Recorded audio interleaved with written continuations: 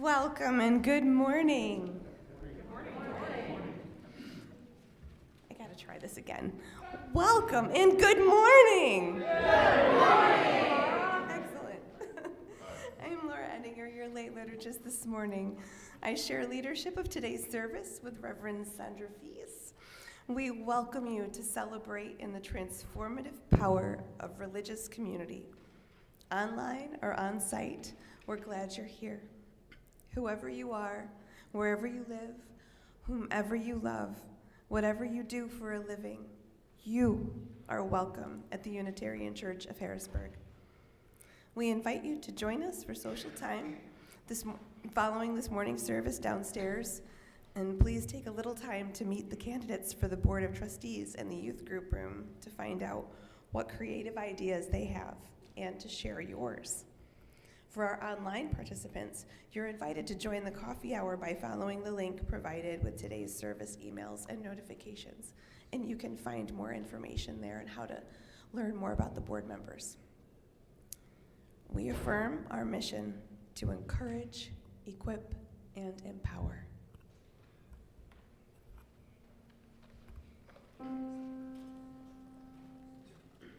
Rise up, O flame, by thy light glowing, show to us beauty, vision, and joy. Rise up, O flame, by thy light glowing, show to us beauty, vision, and joy. Rise up, O flame, by thy light glowing, show to us beauty, vision, and joy. Rise up, O flame, by thy light glowing, show to us beauty, vision, and joy.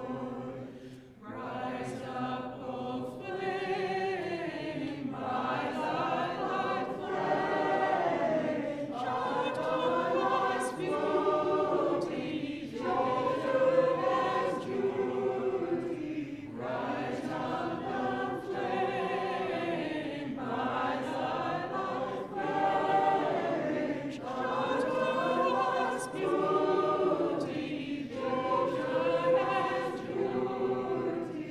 Rise up, O flame, by thy light flame, show to us beauty, vision, and beauty, vision, and joy.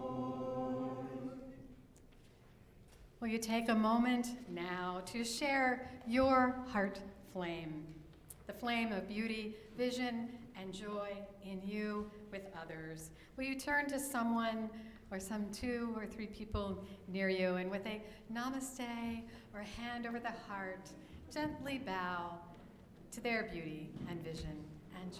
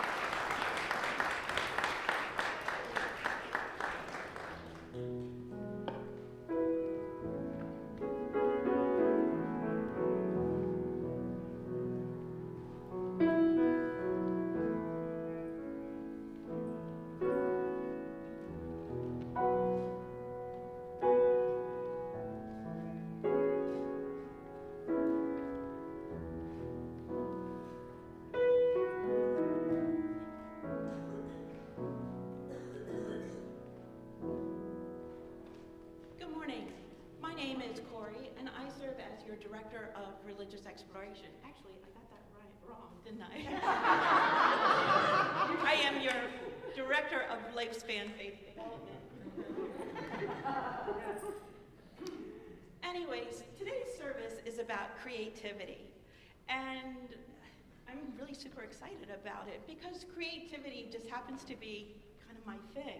In fact, when I was listening to the music today, I have a bit of what they call synesthesia. I think that's what it's called. Anyways, I see lots of colors when I listen to music, and I see lots of movement.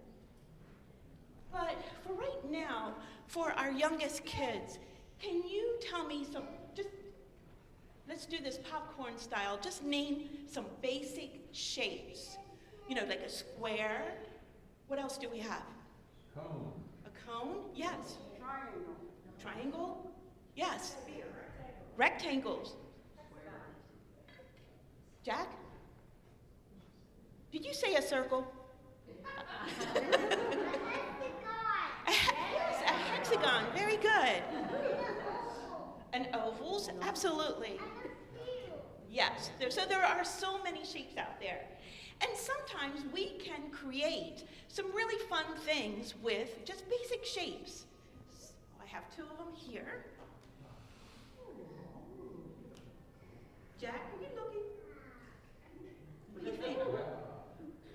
We have some basic shapes. And can I have some volunteers to help me hold this? Do you want to help, Jack?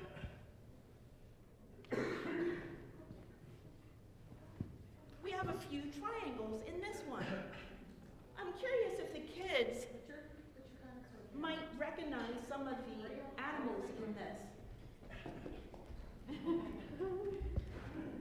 Is this an Eric Carl? Does this look familiar? Yeah. So I think that might look familiar to some of you. All right. Put this one down. Now I have a harder question for you. Triangles. How many types of triangles are there? 8. 8? Okay. Margie, this is for you. How many? Is that right? Sure. So, it might be. Jack said 100, and it might be. But anyways, I did some quick research last night on triangles. So it depends on what website you go to as to how many triangles there are. And I need 2 other people.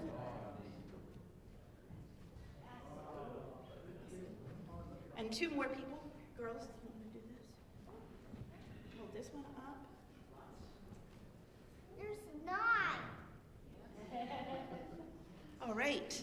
So you can see how different shapes you can add shapes into these quilts, and the illusions that you can create out of the different ways that you place the triangles. Okay, you put those right here. Now here's another one with squares. This was basically squares. So you put it together, but if you make some of your squares a bit narrower as you go in towards the center, it creates a different effect. So this is my goddess quilt. And then again, some fun shapes. Chalice. Now I made this one before the 8th principle, so 7th principle. And then and here's another one with just fun shapes. Okay, can you guys stand up? Hold this up.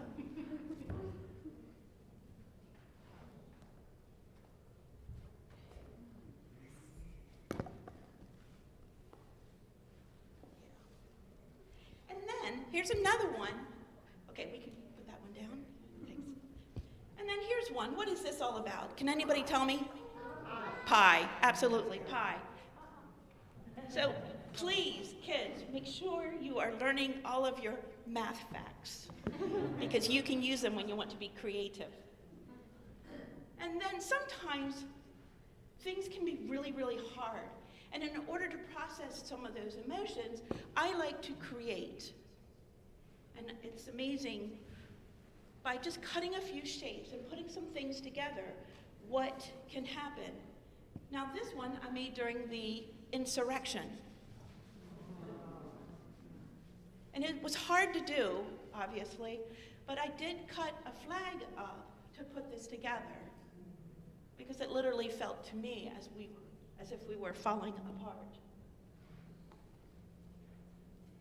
I'm not going to show all of these to you because this is not what we call a trunk show, but I just wanted to, you don't want to be here 2 hours. But anyways, then during the Jim Kavanaugh hearings, I had trouble with that too. Brett, yes, thank you.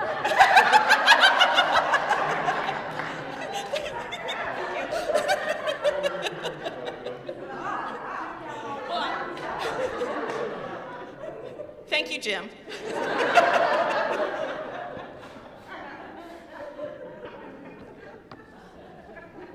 You know, I did actually write that down so I wouldn't mess up. All right, and here's one more. I want you all to tell me what shape this is. And I'd like to have 2 people to help hold this up. Maybe 2 taller individuals, like Jim Kavanaugh. Okay, there is one shape in this. What is that? What is the one basic shape? Yes. Right, we could say a diamond. But if you put all the diamonds together, we can create wonderful things. Thank you, Vanna. So, yeah, I just want you to keep in mind, please learn your shapes. And, you know, you can do this type of thing with paper, with magazines. We did a little bit of some scrapbooking yesterday. That was a lot of fun. And just please take some time and process your feelings, and you can use art and shapes as we move forward. And now we will sing our children to their classes.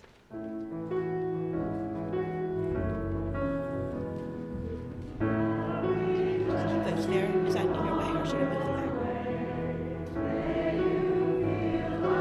Every day, may your light shining bright transform the world.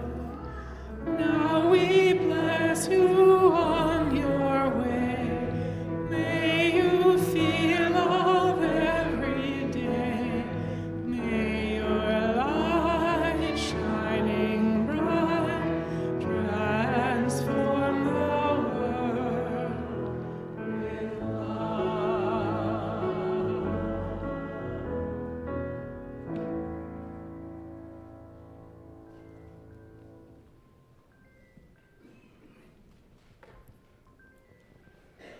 Ooh, do we need to sing the cell phone song again? I'm just kidding.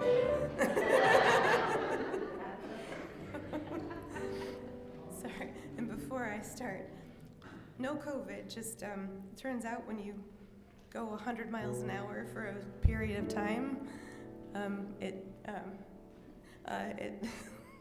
kind of like just, that happens. Your body makes you stop. Yeah, we're not playing music yet. No music yet. Thank you, though. That was beautiful, Chris, and I appreciate that. So, contemplating creative connection, and a little bit of alliteration, apparently.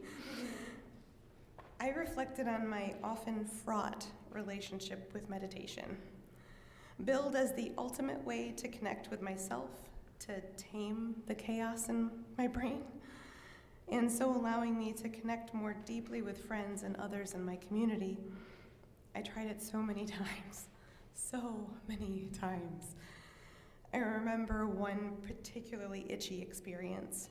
In this sanctuary actually, so many years ago, I attended a meditation workshop led by the most compassionate of humans, Bhante Sujatha.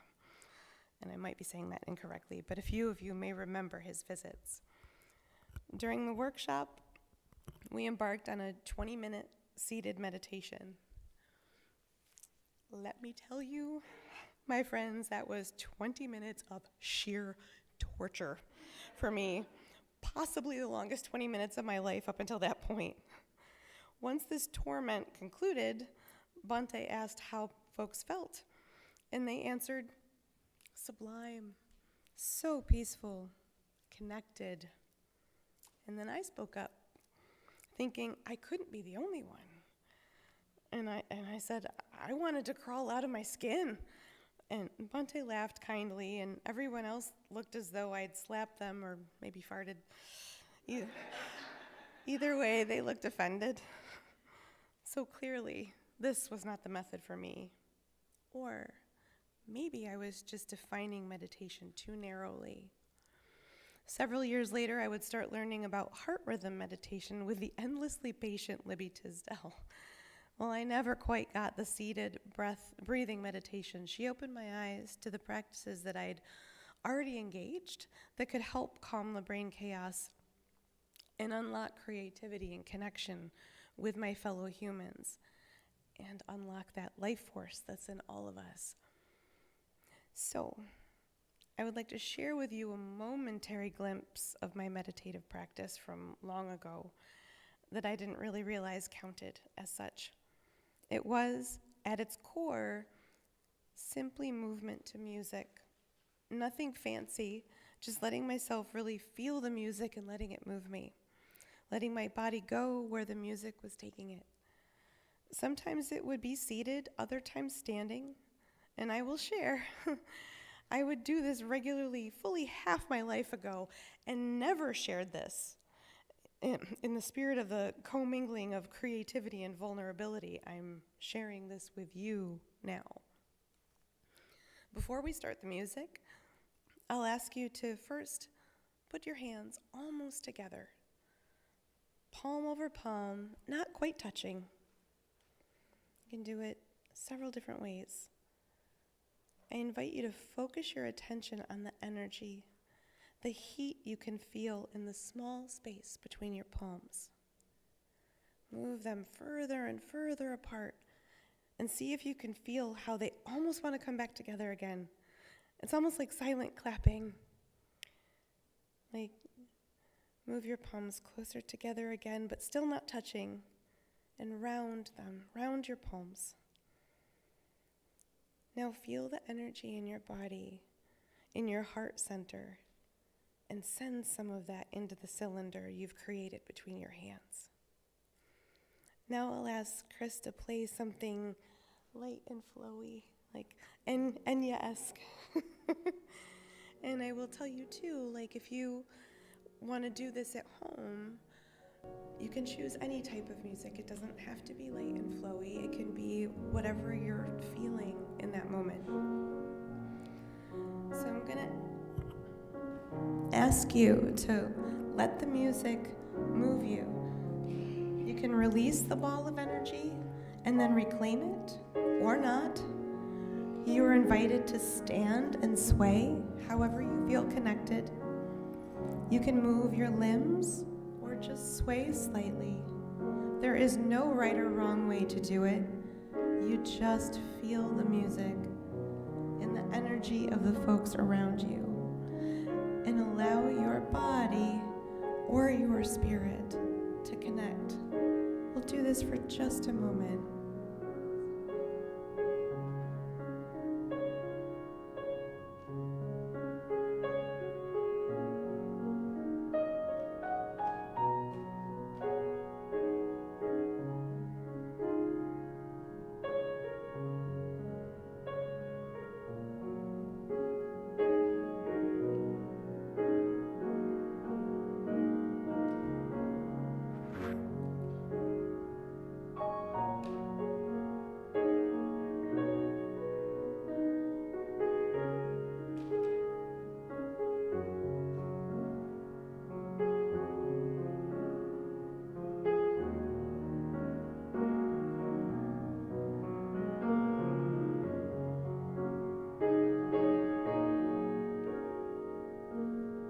Be surprised by what your body wants to do, or if you're not,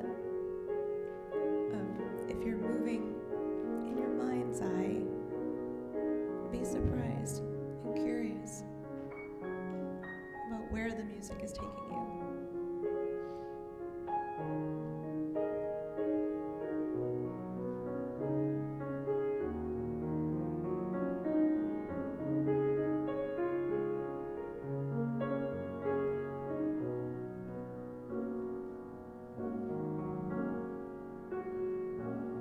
Just connect and feel.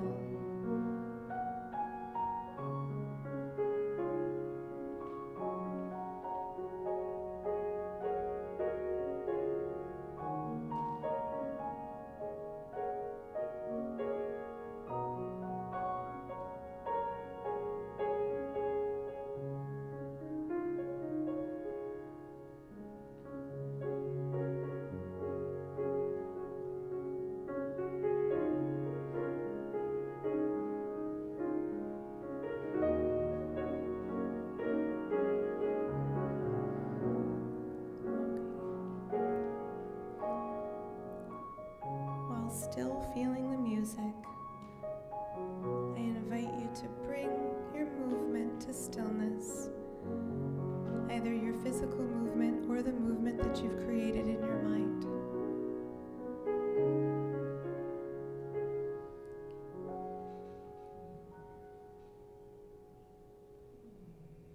And we'll observe a moment of silence.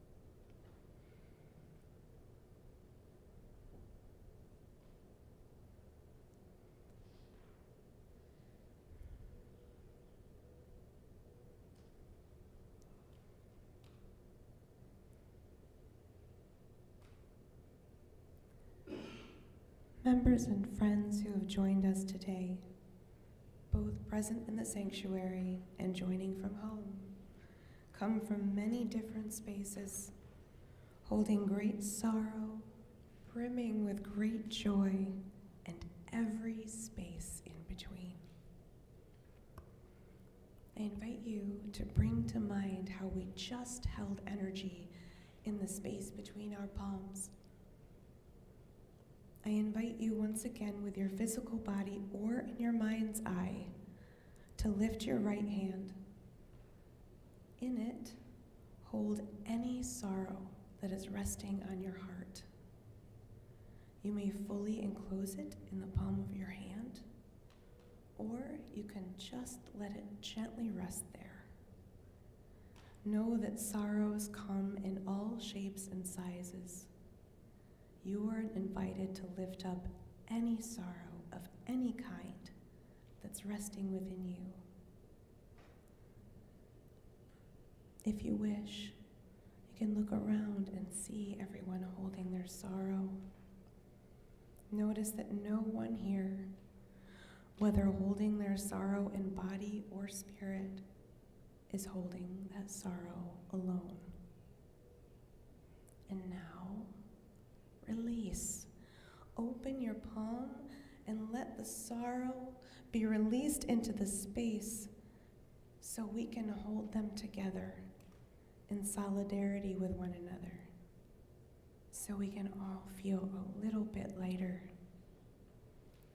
Now, I invite you with your physical body or in your mind's eye once again to lift your left hand and place any joy or celebration that you brought with you today that you're holding in your body or your heart.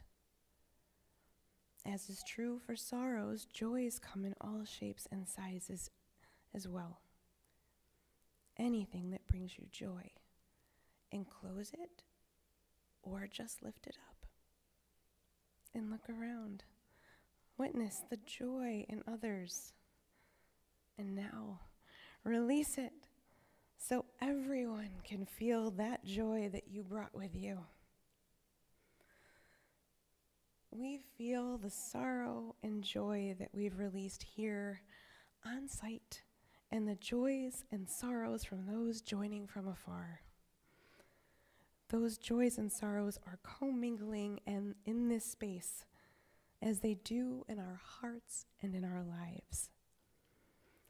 Let us remember that by sharing in each other's joys and by holding each other's sorrows, we create this blessed community.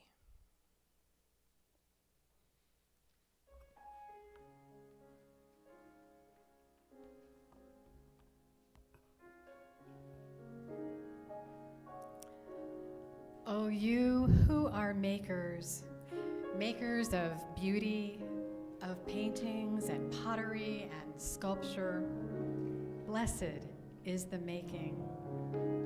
You who make with hands and hearts and minds, who make out of breath and bones and blood, human lives, blessed are the makers.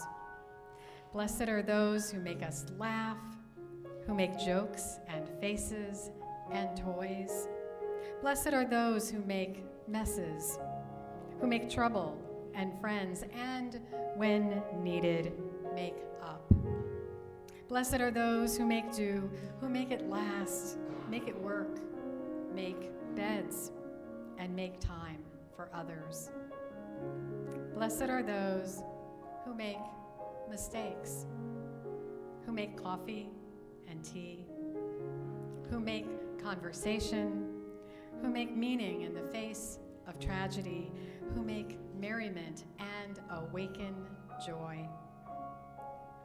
Blessed are those who make peace, for they shall inherit the earth.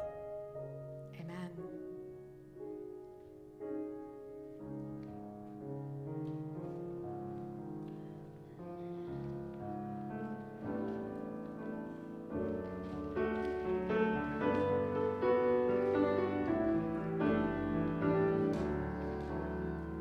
Wake now my senses and hear the earth call.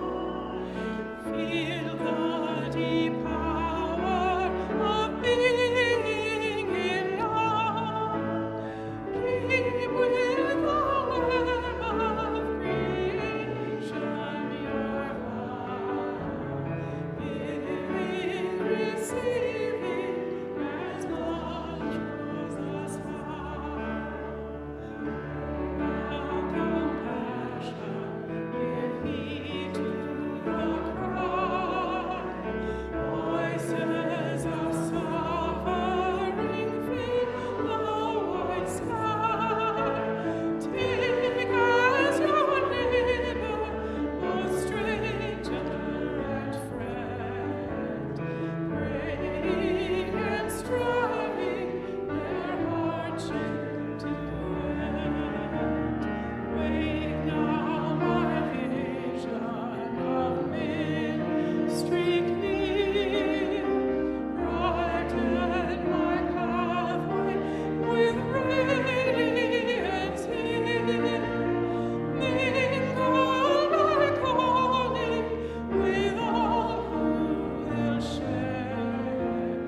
Work toward a planet transformed by our care.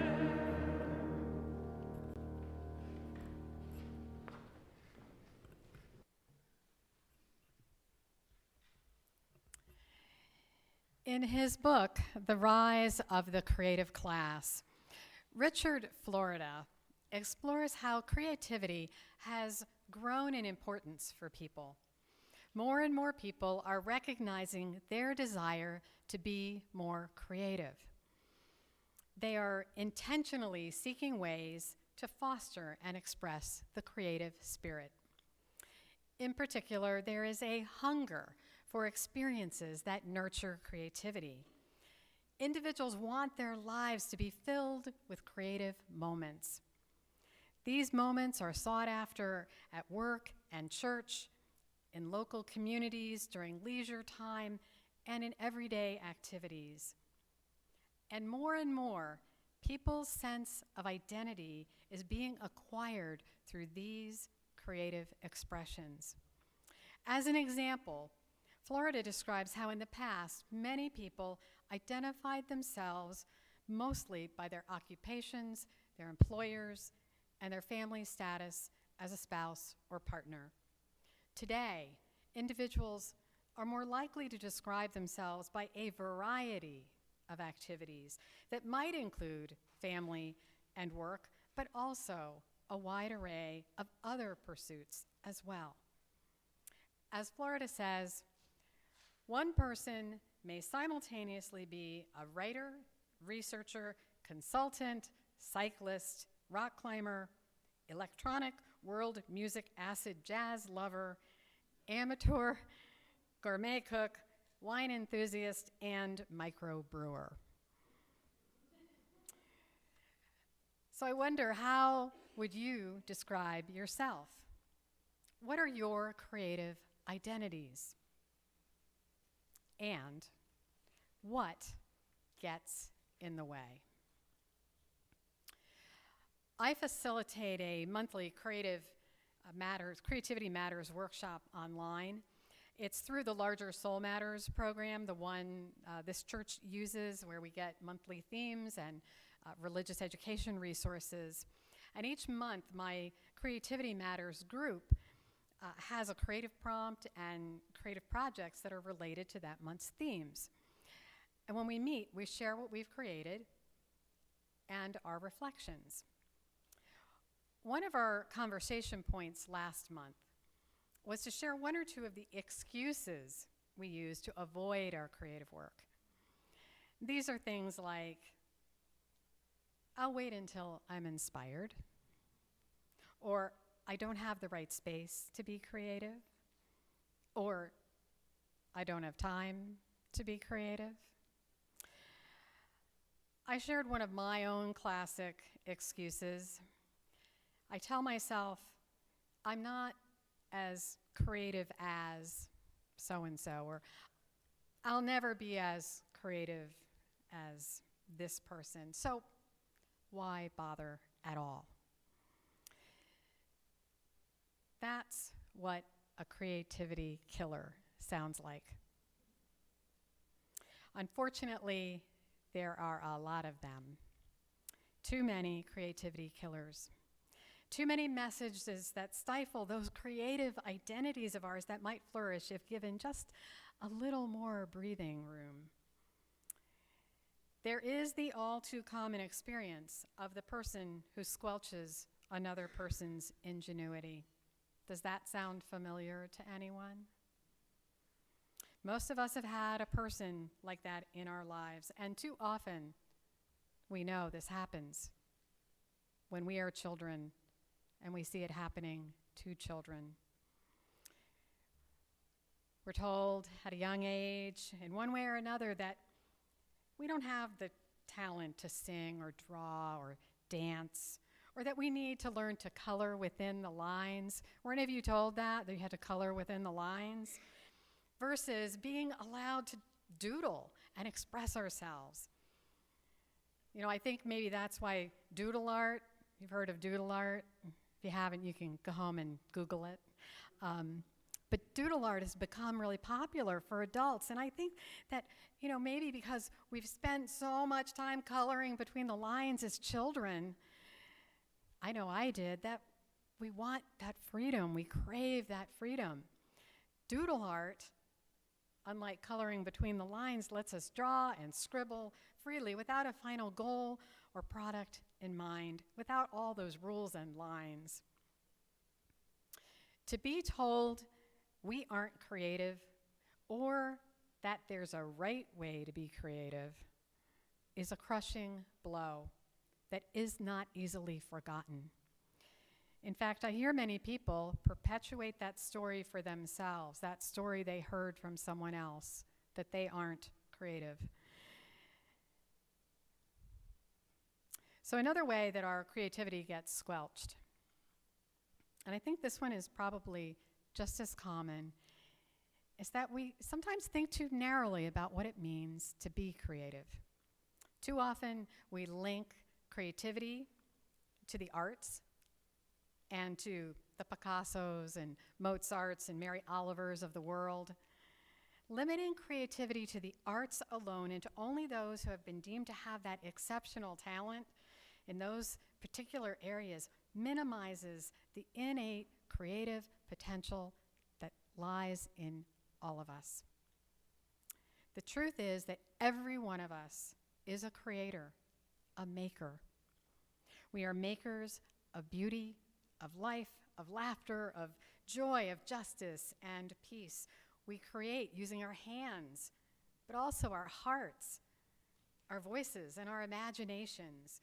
We are makers through our storytelling, through carpentry, through teaching, through conversation, through parenting, through volunteering, and so much more. Each of us carries the seeds of inventiveness.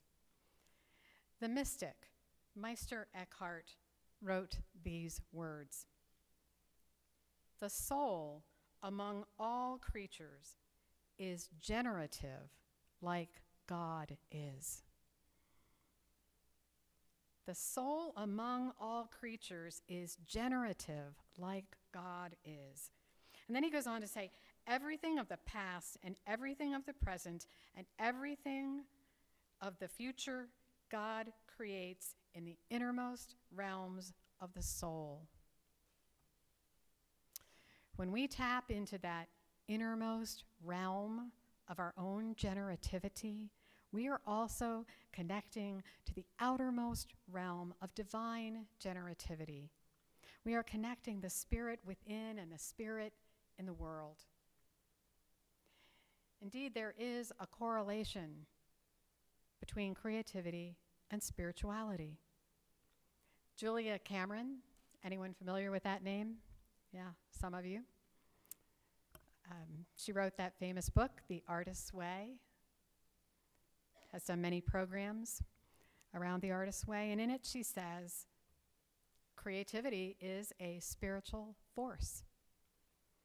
And the theologian Matthew Fox describes it this way. He says, creativity is a cosmic energy. It is the cosmos birthing itself. Isn't that beautiful? I just love Fox's description and language. The cosmic energy of creativity. It's like that ball of energy that Laura led us into creating or manifesting or noticing. That creative ball of energy that comes from within and also from without, from that great mystery, that creativity. And that cosmic energy, that creativity, that force, it's been recognized by people since the earliest times. And this is part of the reason that every culture and every religion has a creation story, a creation myth about how this world came to be, how we came to be. Now, for many Unitarian Universalists, that creation story is evolutionary, rooted in science, not in myth. And yet, it is every bit as creative and arguably more so than other creation stories. What can be more creative than the unfolding story of the cosmos? Those recent Webb telescope images of the cosmos, they've inspired so many of us, filled us with awe and wonder, including the scientists who made those discoveries. If you've watched those scientists speak about these images, about what they discovered, their faces are lit up and they practically have tears in their eyes when they speak of it. They're so moved. Those images bring us a little closer to a view of the origins, the creative origins of the universe. But of course, the creation of the universe, that's only the beginning. Life emerges. The universe continues to evolve, to generate, to create, to make, and so does each creature. so do we. Human beings are imbued with this cosmic energy of birthing, and I mean both through birthing children and also through birthing ideas and experiences. So how can we more fully embrace and cultivate this God-given, cosmos-given creativity? I'm going to offer you just one approach this morning. There are lots of paths to developing our creativity. But here's one I want to share with you. And it's related, for me, to being more playful. That's something that's come up for me repeatedly in the last few years. I want more lightness, more play in my life, more time focusing my energy on the process of creating rather than on outcomes. And that's really challenging in a world that tends to want us to produce. So I try to spend more time tinkering. My mother always described her father, my grandfather, as a tinkerer. He liked to go out in his workshop and fiddle around. He made things with his hands from wood. I have a small butterfly shelf that he made. It isn't fancy, but it reminds me of what it means to tinker. He just enjoyed doing these things without any sense of real purpose. He made things, but it didn't matter what he made. It didn't matter how good it was or how useful it was. It was a hobby, you could say, but also a kind of meditation, a way of being present to the moment. It was a time for him to play and explore and to be curious. It's like watching what children do with blocks and musical toys or a box of crayons if you don't tell them what to do with those materials. Children are great tinkerers, and adults can be too. The idea of tinkering is just to spend more time playing around with ideas and objects without expectation. I think of it as kind of like daydreaming, just giving myself that space to dream and have those deeper hopes and visions and just let my mind kind of flow and wander. That word tinker, it's not used a lot today. Tinkering tends to be seen as a quaint pastime for retirees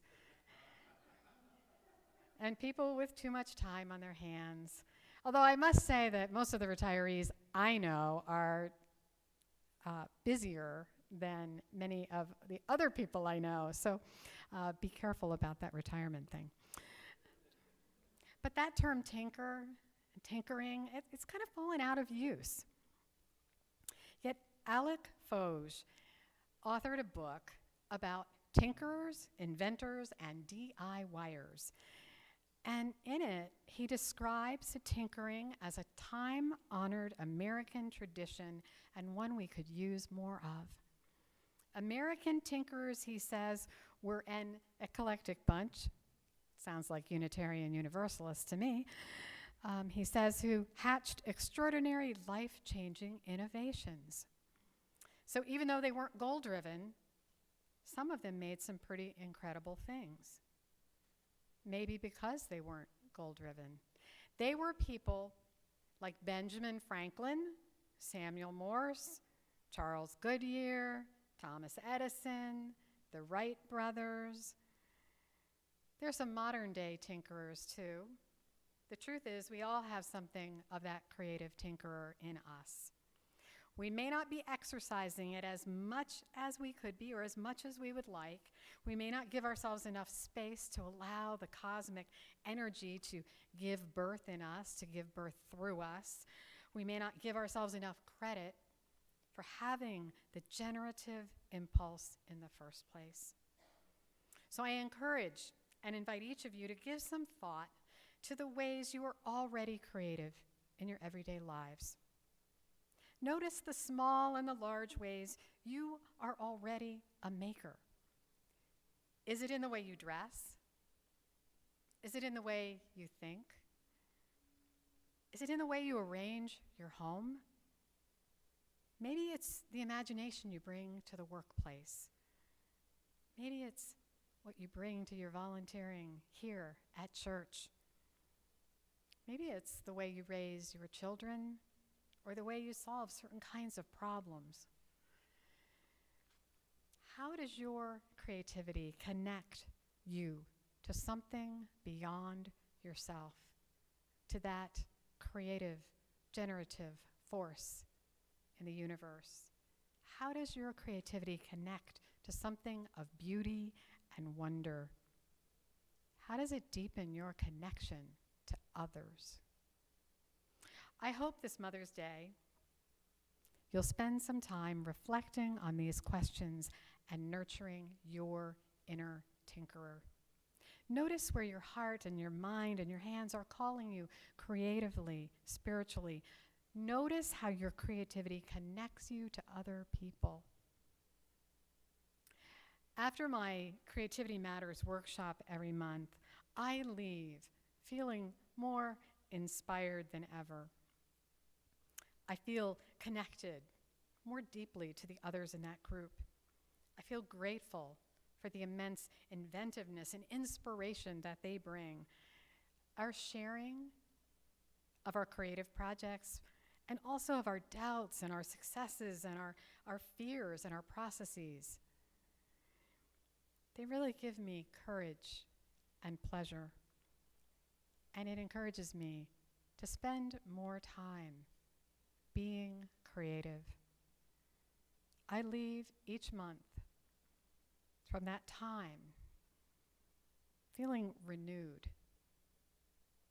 believing that I am a creative person, that I truly am a generative force in the universe. I hope each of us will embrace our creativity. May we use our minds and hearts and hands to make, to tinker.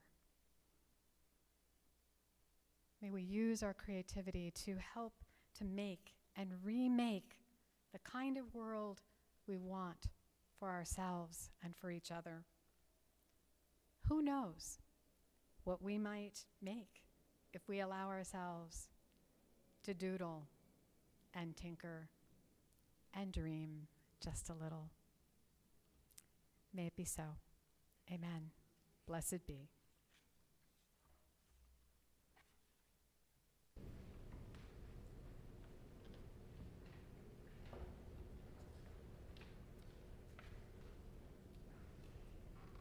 Thank you.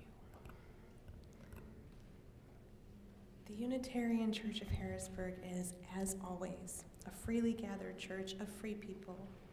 The church is created, sustained, and supported by you. Each month, we share half of our Sunday plate with a local nonprofit organization. For the month of May, UCH will be sharing the plate with the Oliver LaGrone Scholarship Program. The Oliver LaGrone Scholarship Program offers the largest local scholarship available to graduates of Harrisburg Public High Schools. Scholars receive $12,500 and are assigned a mentor to provide advice and guidance during their post-secondary education. The scholarship is named for Oliver LaGrone, a nationally noted poet, sculptor, philosopher, humanitarian, and ardent supporter of UCH, and a wonderful creator. If you wish to contribute online, visit uchbg.org for options. For those who are here in the sanctuary, the collection plates will be passed around by today's ushers. Your financial support and commitment matter. Please consider giving what you are able.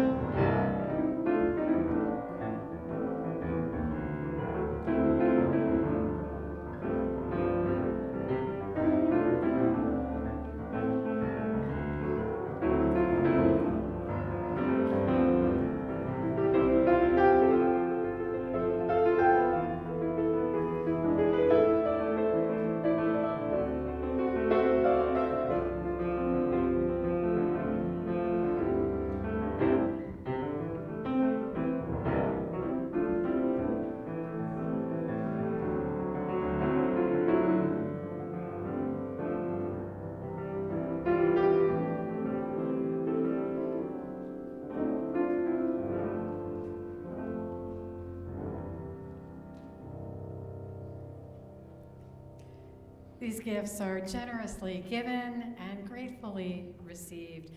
As you have shown commitment to others with your financial gifts, now we affirm our covenant with one another. Will you please join in reading our affirmation in unison? Love is the spirit of this congregation, and service is our gift. This is our great covenant, to dwell together in peace, to seek the truth in love, and to help one another.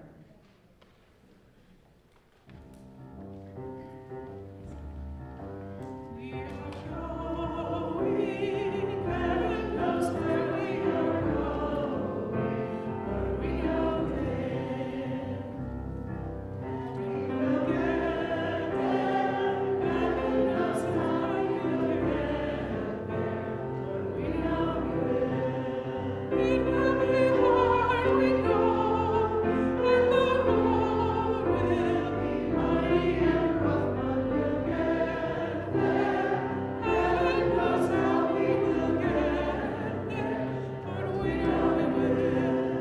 Oh yeah, yeah, oh yeah, yeah, oh yeah, yeah, we are going. Heaven knows where we are going, but we know it. And we will get there. Heaven knows how we will get there, but we know we will. Oh yeah, yeah, oh yeah, oh yeah, oh